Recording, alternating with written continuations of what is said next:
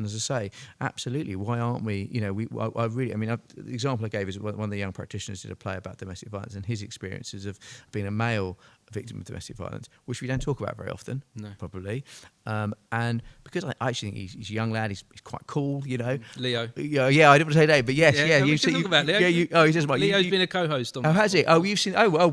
So when I did the world record attempt, did you know about that? Yeah. World record attempt. Well, I did the world record. He was my co-host. Oh, I needed fantastic. someone to do that with. And he's been a guest on one of the. Well, it's good timing to talk episodes. about it then. So, Yes. so Leo did that play, and I just said to Leo, like, I've called him cool now on your podcast. I'm going to cut this bit out. Cut that. Get rid of that bit. Yeah. But he did that. He did that play, and I just said to him, "This is so powerful because there will be young men who have been the victims of domestic violence who."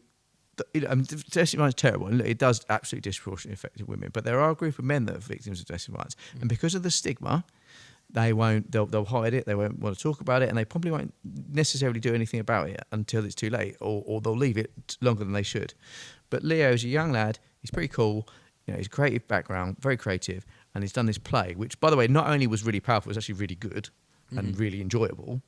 Difficult to watch in places because of the nature of the topic. And I just said to him, "This is brilliant. This is."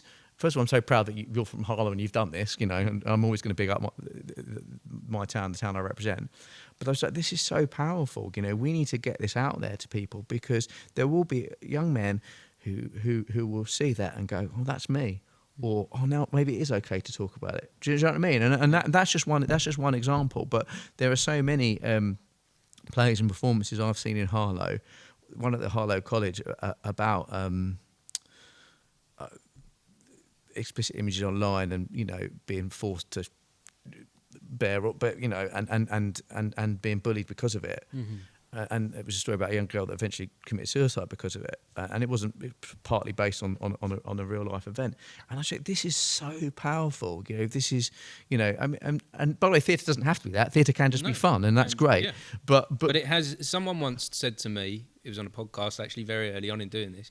They said theatre is the empathy machine.